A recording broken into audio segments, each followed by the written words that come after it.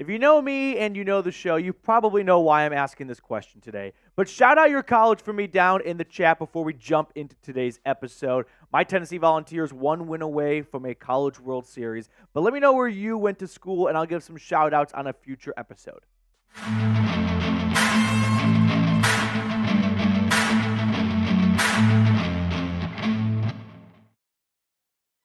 Let's talk about Cedric Tillman. Am I bringing this up today because his alma mater and mine are in Omaha for Game 3? Maybe, maybe not. But I do think this will be a fun episode and not a usual news and rumors type of show we do here on the channel because things are a bit slow right now in June going into July before training camp gets underway. But I saw some chatter about Cedric Tillman. There was chatter at the final week of minicamp, and then recently an ESPN article brought him up. So I thought we could devote a little bit of time to him on today's episode. So let's get some background going first. Tillman last year had a quiet rookie season, 21 grabs, 224 yards, no touchdowns. Remember, when the Browns traded him away, when the Browns traded Donovan Peoples-Jones away, the belief was that Tillman would have a larger role. Ultimately, that didn't really come to fruition, maybe as much as the Browns thought or hoped it would, because Elijah Moore kind of took over a little bit more, and Amari Cooper was just Amari Cooper, and ultimately the Browns were kind of trying out different things every single week offensively, going from Watson to Walker to DTR to Joe Flacco. So for one reason or another, Tillman's rookie year never really blossomed or took off as much as I thought it might and the Browns thought it might. But despite having a quiet sub-300-yard season, I think this is someone that Browns fans need to have on their radar. And I'm not talking through the lens of a sleeper for this season, but someone that just needs to get a little bit more airtime because he could have a large role in this year and years to come. Now, let's go back in time to Tillman's 2 years at Tennessee where he really took off. His final year at Knoxville, stats-wise, pretty quiet. 37 grabs, 417 yards. What that doesn't tell you is he missed much of the season due to an ankle injury. Only played 6 games, though. So through 6 games, 400 yards, 3 touchdowns. You want to double that for a 12-game season. We're looking at 860-touchdown guy, and that's not including an ankle injury hampering him down through part of those 6 games. So it was 2021 where Tillman really rose onto the scene. Well over 1,000 yards, 12 touchdowns, 64 grabs. That's why Cedric Tillman was put on watch for 2022. However, that ankle injury in 2022 is, my opinion, the reason why he fell all the way to round 3 to Cleveland. So Tillman in college was a jump ball receiver. More than just that, though, but he's a big body guy, right? He's not some 5'8" shifty slot wide receiver. He's got a big frame, and he uses that big frame. He's got average speed, around like a 4.5, 40-yard dash. So nothing that's going to blow you away, but he doesn't have cinder blocks for feet.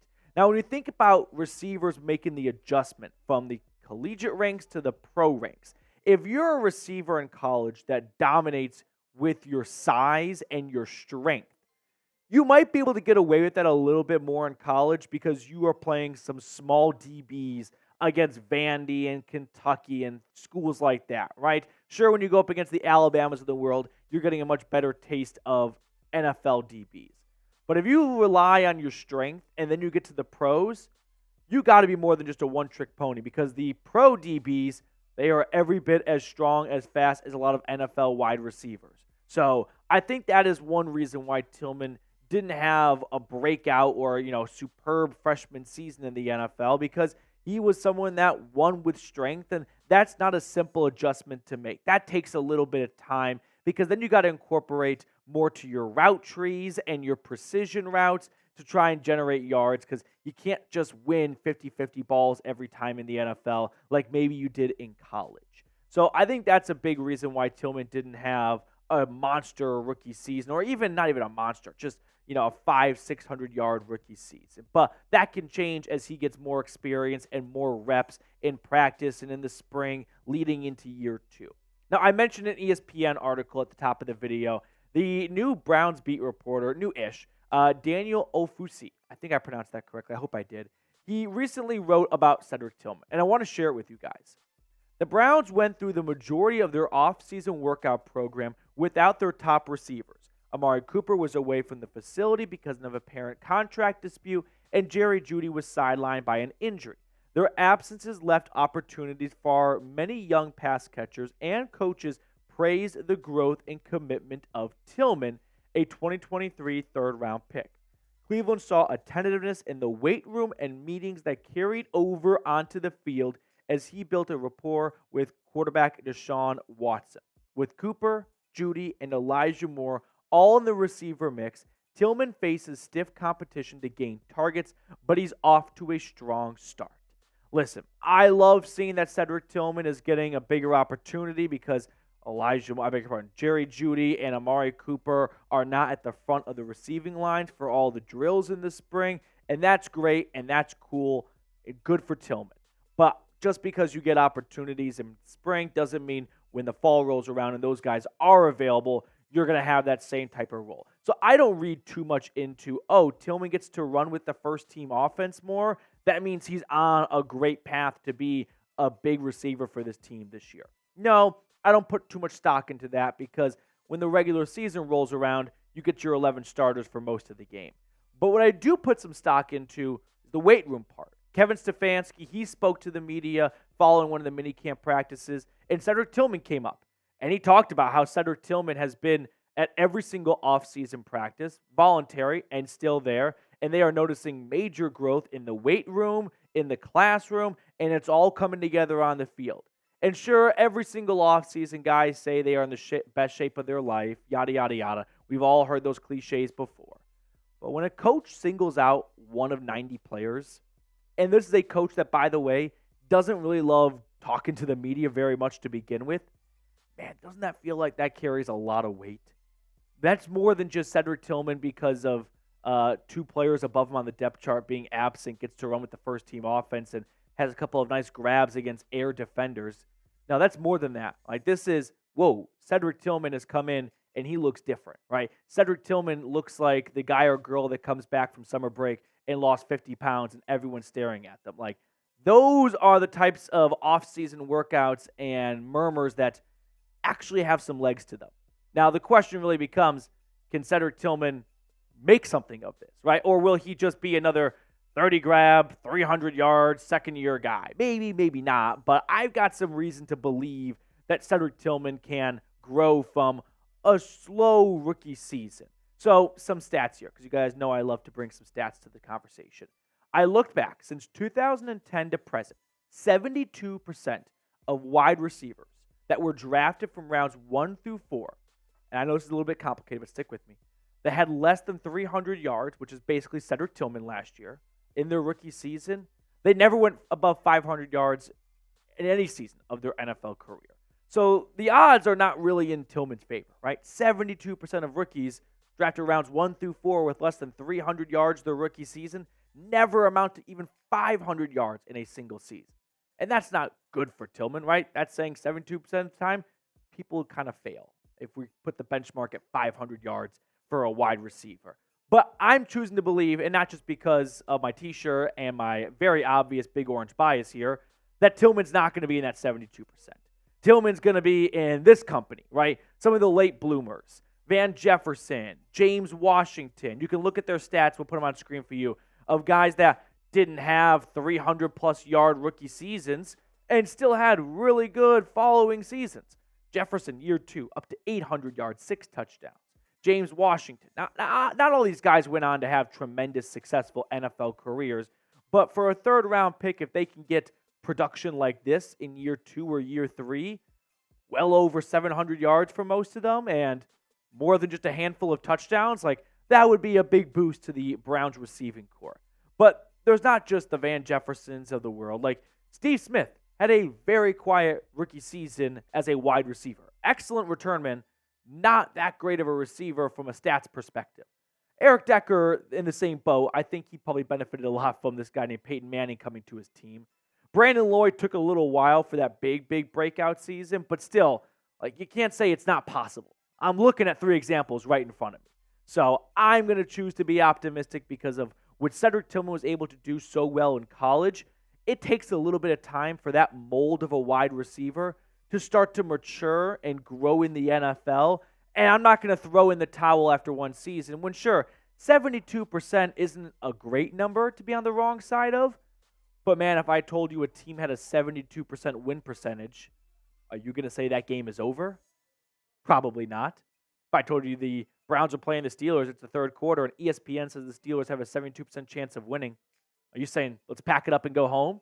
No, you're not. Of course not. You can do a lot of damage with 28%. Now, before we put a bow on this conversation, we are closing in on 35,000 subscribers. We're only 3 away from 34,700. So at the very least, can we get 3 new subscribers on today's video? And then we're going to make the big push for 35K before training camp breaks ground. Now, one thing that's going to be a big factor in Cedric Tillman's development is Amari Cooper and whether or not the Browns choose to extend Amari Cooper.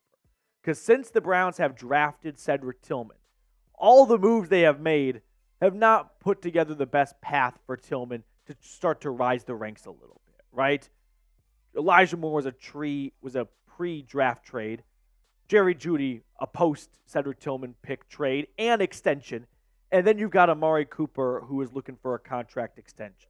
So if they were to extend Amari Cooper, I mean, let's talk about what the Browns have in the future of 2024 and 2025. That would be the first 3 years of Cedric Tillman's career. Amari Cooper's under contract in that time span if he gets extended. Jerry Jeudy's under contract in that time frame. And then Elijah Moore would be under contract for 2 of Tillman's first 3 years. Like, that does not create the easiest glass to break through.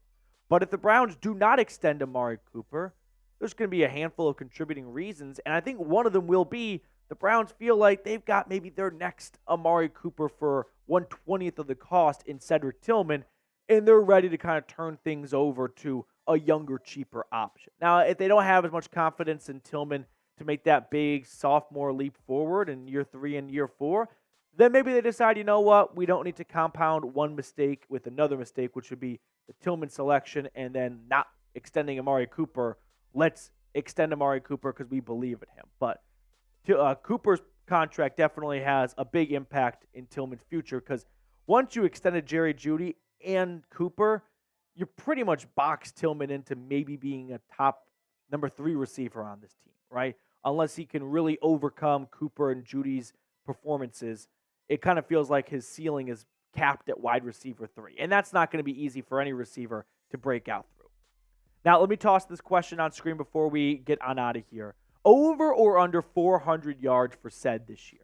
Get in the comment section below and let me know if you think Cedric Tillman will be a 450, 500-plus yard receiver, or is he going to be in the neighborhood of his rookie season? Let me know down in the comment section.